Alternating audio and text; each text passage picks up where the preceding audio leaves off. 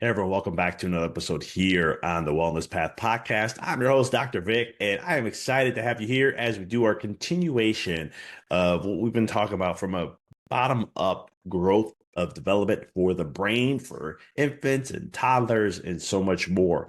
This is part three. So we've already discussed the foundation principles to everything in a couple episodes before, and we already got into the second one. So those are in the show notes. We're going to check those out to get caught up in this way. This third part of it out of seven is going to be all about motor development. Now, before I get into today's episode, I just want to get you aware, check out a couple of the show notes below where we get connected with us on social media. If you're in the Knoxville, Morristown area, definitely check out our website if you're interested in becoming a patient or having questions or inquiry, anything like that whatsoever. And there's also fun stuff in there for other things to connect, subscribe to the podcast, share a review, and so much more. So please, please, please check that stuff out. Really helps us, especially if you like the podcast, you like what we've been sharing, share a review. And if you have someone who's interesting, you want us to interview, we do interviews on here. We don't do them as often, but we do. And so if there's someone that it's like, man, I really like this person, I think you too, we really have a great convo, let's do it. So in today's episode, right, as I said in the last two, it's like when one's not right, it affects all others going up. It's like saying, how can you have, you're starting on at 90% and you expect to be from that moment forward 100% on, or it's like saying you're starting on the ocean of life and you're about 3 degrees off, and about let's say a month in, you're expecting to go back, be on course perfectly because of that. It just brain development doesn't work that way. A lot of things don't work that way, but we think they do in some way. Like when you hear a pediatrician say, "Oh, don't worry, they'll grow out of it." No, no, they don't. Nobody grows out of anything. Like it's just a tree that bends a certain way is not going to grow back and straighten itself out to be straight. It's just not going to do it. And the same thing with these kiddos and brain development. And so the key thing is this is what is so critically important about going to a pediatric chiropractor who's certified and understanding these things and this methodology of neurofocused and all these other things and doing this kind of work is because you can drastically help these kiddos evolve the way they're designed to. And there's a lot of things that are not going to show up because we're getting things corrected from the base. So motor development is the next level of what we'll see. So as a chiropractor, a lot of what I do for anyone is sensory work. And that's what all chiropractors do. We're improving the sensory information going to the brain. And when we do that, then we have a proper motor, which is the other side of that, response because of it. That is the key of every single chiropractor, every single adjustment, and so much more. We're enhancing the sensory system, this amazing body and what it has and how it detects things and what it can utilize. It experiences more life. This is why chiropractors, myself, says that we are working with consciousness and raising the consciousness levels of humans when we do the work that we do. We help create more brain awareness. A lot of times patients will notice, especially adults, will go, I didn't know I had this before. Or wow, why am I having all these other things show up? And a lot of people say, well, once you go to chiropractor, you're always going to have these things. And that's a myth. It's because we're creating brain awareness. We're waking the brain up. We're creating a better sensory system, which means you're going to have better information to be more adaptive and resilient to life in your environment, which allows you to be healthier. This is not just for adults. It's for kids, infants, and so much more. And the key is the sooner we can start with that, the more resiliency we can have them to evolve and adapt the way they were designed to. Okay, so this is the motor side now. So we had sensory. We talked all about sensory in the first two. Now we're getting into the motor side of things. And this is when we know that when we're getting bad input, this is sensory, then we get bad output, which is motor. And so these are going to be things like body schema. There's different aspects of that, or motor planning, right? So trying hand-eye coordination, balance and things along that nature, right? Bilateral integration, using their hands to like do clapping, touch the point to point, working on different things when they're using their hands in that realm. There's also ocular motor control. So this is one of the things I utilize a lot when I'm working with kiddos, is just checking how do the eyes track and how do they move and what are the things that information tells me, right? Because I already know based on the numbers in the research, that it's about 95%. Some people are saying now 99. When a kid is born into this world, they have some form of subluxation. Now, subluxation is interference in their nervous system that's not allowing them to thrive. They're putting their nervous system more in a stress response, and there's not good input happening as well as it should. And that can impair immune system function, brain development, and so many other things. I already know that. So then my job, whenever I'm seeing an infant or a kiddo, is where are things being affected along the way and how is that showing up? So sometimes we'll look at posture and schema, body schemas and so forth. Sometimes we'll look at how are they positioned, right? When a baby's born, I always look at let's say a mom's coming in for an adjustment and the baby's not. I'm looking at baby to see what I can pick up on. I naturally do this without even thinking. I do this with adults too. I'll look at their posture and I'll automatically looking, and I'm looking at imbalances. But I'm looking to see, is their head tilted? Is the jaw? Is the eyes? So one of the things I teach parents when I'm working with infants, I'm always using every moment as an educational piece to have them understand and see how I see things from my world as much as they can so they can understand, because it gives them the chance to be more empowered. And when they're more empowered, then they can make choices that are going to be better for themselves, for their kiddo, so they can help them thrive. And I always say there's something called the JET syndrome. This is something I've learned through my certification program. And it's one of those things where Jet basically just means the jaw, right? So a lot of times, and it's cute. Don't get me wrong, it's cute. I love seeing the videos. I think it's absolutely cute. Massively not good for the baby neurologically and biomechanically and developmentally, but it's extremely cute. And that's the jaw when it wiggles back and forth or something along that nature, right? That's not good. We want to be able to have them open the jaw symmetrically up and down. And that will tell. So that's one thing we'll notice. It can also be things like, um, that's the big one. There's a lot that comes with it, but that's the easiest one I could share. And I want to keep this as simple as possible. The next one's going to be the eyes, right? So it's you'll look and you'll see either one eye smaller than the other, or their eyes are tilted, right? So they have a little tilt to their eye. I mean, usually when they have the tilt, the one that's lower is usually going to be smaller. So that's number two. And then number three is tonicity of the neck. So that's going to basically mean head tilt, one side versus the other. And babies they all have a favoring to one versus the other. Again, how do I know this? Is because 95%, some say up to 99 now, babies that are being born have some form of subluxation. And the majority of the time, it's at that C1.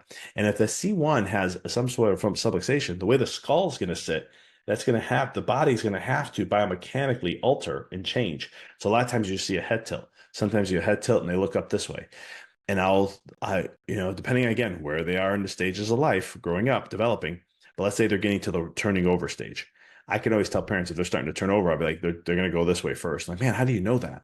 And I'm like, well, because their head's positioned this way, it's easy that they're cheating. They're trying to do whatever they can. See, the brain's like, and the body does the same thing. We don't care what deficits we have. We're going to get the job done. Right. So a baby, whether they have deficits, they're going to get to rolling. They're going to get to crawling. And they don't care if they have to scoot, swing one leg out, whatever that may be. They're going to do what they have to do. That's the beauty of the power of creation, the laws of creation, and so forth. It's going to do what it needs to do regardless. Just like when a baby's in the womb developing, you don't have to worry about anything. It's going to do it regardless. Just like your own body. You don't have to worry about anything. The body's going to do what it's supposed to do. That is the creation. That's the law of creations. And it's the drive to continue to survive and experience and grow. Right? So when we're looking at that, the Jet syndrome, these are the things that are going to affect. We already know that's motor. Okay. So I want you to understand that that's motor inputs that are not going well. And the only reason why we're getting that is because we have a sensory issue that we have to address first. And once we take care of that, the motor takes care of itself. This is why I can work with a kiddo who has torticollis and not do anything for their muscles. And 90+% of the time, it resolves on its own. With chiropractic care, it's not resolving on its own. We're giving adjustments in the body's healing, self-regulating, working on the sensory, and it changes all that. And then it changes muscle tonicity and so forth. I'm not saying that sometimes we need to do some soft tissue work, get the tissue to change and so forth. But majority of the time, in my experience, 11 plus years, I usually don't need soft tissue work. I know the soft tissue work. I know what to add into the mix and what they need to do and all these other things. But usually I don't implement it after the first month. If I'm seeing a lot of changes, so be it. But I remember one kiddo, he was already 11 months old with torticollis. And I already knew at that point we need soft tissue work because there's so much brain development just in the first year. And so there's a lot of sensory imbalances that are going on. And there's a lot that we have to overcome. The longer these things finally start to get addressed, the longer it takes or harder it's going to be.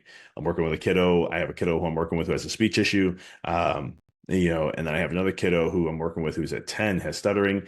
I have another kiddo I'm working with. I remember working with one kiddo who had 9, hard issue to focus and behavior stuff. And I'm just like, he's 9 and he had that. I'm like, how long do you have that? Oh, ever since he was like 2 or 3. And it's just been on and off. It's been a roller coaster. Mom's just sharing all the stress with it.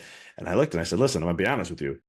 I like to be a transparent chiropractor. I tell you straight up, I don't like to cover anything up. And I'm like, this is going to be a journey. This is not going to be something that's going to happen overnight. It's going to take work. But as we, again, go back to the sensory, start correcting the sensory and working at that first, there will come a point we'll get there. We will get there. I've never seen it not get there, but it's just the process and the journey to get to that point. That's something I don't know, but I know as I do the work, we'll get there. So you get these motor development issues stuff and so forth. And this is where you have like the eye issues or ocular movement, where sometimes the kiddos will have like a lazy eye and they correct it with the glasses and things along that nature. I can't tell you how many times moms they've been having their kids with glasses. They get chiropractic care a month or two in, all of a sudden like the eye is actually centering itself, or it's overcorrecting. And now the glasses are making it worse for some reason. And I'm like, we're correcting this reason why it was there in the first place. Or sometimes kids will just have a lazy eye and they don't have it corrected with glasses, and it will start to slowly correct on its own. I'm not saying this always happens, but there's other things that I may have to add into the mix. But it's the getting to share the message of the core thing is we when we have sensory issues, we're eventually going to have motor issues. Okay, so I shared with you from an infant perspective: jaw, eyes, tonicity of the neck. Okay, that's just from an infant's perspective. I'm not even looking at a toddler, or when they start to crawl, or when they're walking and watching their gait and motion, how they're moving their feet, how the hips move, how the pelvis is moving, how's the head in position with certain things. That's a whole different thing with body schema. And this is what distorts over time. And this is how they're developing. They think this is normal. The brain is just developing, saying this is what the world is, and I just got to adapt to it. And so this also then affects, because we had a sensory issue first, now we're going the motor, and now it's going to affect everything going up the ladder from there. The same thing is with bilateral integration, doing certain things with both hands, both feet, how we're moving our cross crawl patterns. All this plays a role, and it makes it harder to do these kind of things. Again, just by let's say a baby just taking a toddler taking 2 things and rotating, right? That's using both, and they're going to have issues with these kind of things. The connections aren't there as well because the sensory split's not there. So even with like motor planning, right? Planning how to do something, right? You see something, eye is seeing, like, it's for an adult. You don't think about this. You develop this way already. But kids aren't there. They're going, especially determining on the age. But their systems are getting redefined every single day. Like, I have a little 2-year-old, a little over a 2-year-old, and I love watching the neural implications of how much the brain is constantly taking in input, so they can learn more about its environment, so how it can adapt to it as best as it possibly can. I just love seeing it. And so obviously, being in this world, everything my daughter has is all neuro focused. Everything for age appropriation to all these different things, it's all focused on neural stuff to get her to be as optimal as we possibly can for brain development and all that. And the stuff works. When you do this stuff and you have a really good sensory. I mean, my daughter was born in ways that had a lot of sensory deficits that showed up, traumas and all these other things that went on. And there was a lot of hurdles we had to overcome. And that's why I'm like, man, I'm just so happy she was born in a chiropractor's, her dad's a chiropractor. I'm just so blessed that she was born into that. They say your children choose you, and I could see why. And so it's one of those things where we've been able to overcome all that, and her sensory, not deficit, but what's the other word? Not a deficit, but a sufficient, on the other side, the surplus. What ends up happening is we see that in motor, we saw that in crawling and walking, we see it in speech, we see it in other things where she's not that she's ahead of the curve, but she is to a certain degree from a neural development standpoint, because we constantly are working on these things. And the main thing I'm working on with her is always making sure the sensory is solid. Making sure all the reflex stuff is off when it should be, on when it should be. I'm making sure I have all that in place so that she can develop the way she needs to as optimally as she possibly can. right? And the same thing goes for every kiddo I work with. It's the same thing. I'm looking at what's the sensory, how can I improve it so that I know that over time the motor will happen. Right? Let's say I have a kid who has speech issues and they can't pronounce words properly. They're just not pronouncing the words. They get very frustrated because they know the word in their head, but they can't pronounce it. I see this a lot with speech delays. And we're going to be seeing more and more speech delays. They're increasing like crazy. Even before, when I was in practice in 2020, 2021, we were seeing a huge increase. And I had speech therapists in my office because they were referring people to me and they were so amazed by the results they wanted to, from chiropractic, not from me, from chiropractic. And so then from there, they're like, I want to come in and bring my family. And I kept asking them, I'm like, how much more are you seeing of this? And they're like, it's rising like crazy. And I said, man, we're only going to see more of this. We're only going to see an increase in this. And I'm back in it and I'm already seeing it. And it's more severe than what I used to see. And it's just in a few years. So the key thing is, this is where we help the sensory, that focus on the motor, and that's going to help change the things, because those kiddos who can't speak, they're frustrated about it because the sensory, they're getting it. It's just they can't connect these two, right? The motor side's not there. We improve sensory, improve sensory, improve sensory. All of a sudden, the pronunciation of words, they start babbling more, then they start saying vowels, then they start to say little words here and there, and then the repetition of words, then they start to tune, they can hear music and they can start, their muscle connections are all there, so they can accentuate the word with the tongue. I mean, making sound seems very easy to us because we forget how hard it was to create the sound. But there's a lot to that, lips, mouth opening, tongue, how it moves and shapes and so forth, really has us change our tone with all that. And that's the power when it comes to this work, is this is what we're doing, and we're developing them to the way they were designed to be. And when we do that, they thrive. They return back to their natural state, which is happy, healthy, and vibrant. And they're vibrant in all levels, happy on all levels. This is not just mood. This is also neurodeveloping, body, biological, physiological effects, neurophysiological, neuroimmunophysiological, neuroemotional, neuroimmune, emotion, mental, hormonal, you name it, all those things. They're developing the way they were designed to, in a perfect harmony. And that's the beauty of what chiropractic does, because it blends it all together and does that automatically. Because when your child's getting a chiropractic adjustment, we are regulating that nervous system. We're stimulating the vagus nerve, which is the brake pedal, which is the rest. It's the digest. It's the self-healing, self-regulating mechanisms. It's also the growth and development. And when you go to a chiropractor who's neurofocused, when you go to a chiropractor who is understands that chiropractic doesn't treat anything, and we're helping enhance removing those interferences in the nervous system. That's the main focus, so that it can allow the body to do what its natural design, to allow that beautiful intelligence. Remember, I was talking about the law of creation, and the creation is just going to create whatever. That's a beautiful intelligence there. The intelligence that's in the planet, or mother, I'm pointing up with the Mother Earth, and then the intelligence that governs the whole entire universe is the same intelligence that's in us. That's how powerful we are, and it's allowing that intelligence to express. It is designed. Nature adapts when it does not have interference. I say nature does not need no help, just no interference. Our bodies need no help, just no interference. We just got to, they just got to remove the interferences and let it do what it does. And that's the beauty of what chiropractic does. That's especially what it does to pediatrics and infants and so much more. So this is the next stage of what we're going to do.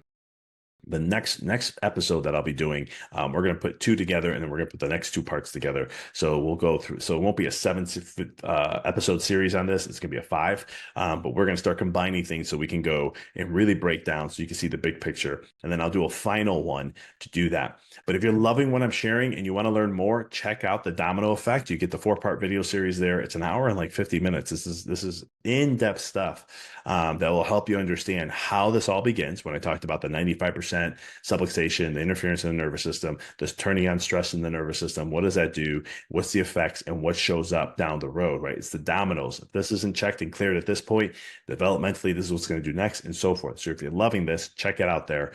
As always, appreciate you for tuning in. Please share, share, review. This helps get the podcast out to many people, to really help elevate the minds of parents, so we can raise more happy, healthy, and vibrant kiddos, which will lead to a happy and healthier and vibrant world. That's my mission and purpose of this podcast. And I want to thank you for tuning in as always. Until next time, my name is Dr. Vic Manzo, and I'll see you then.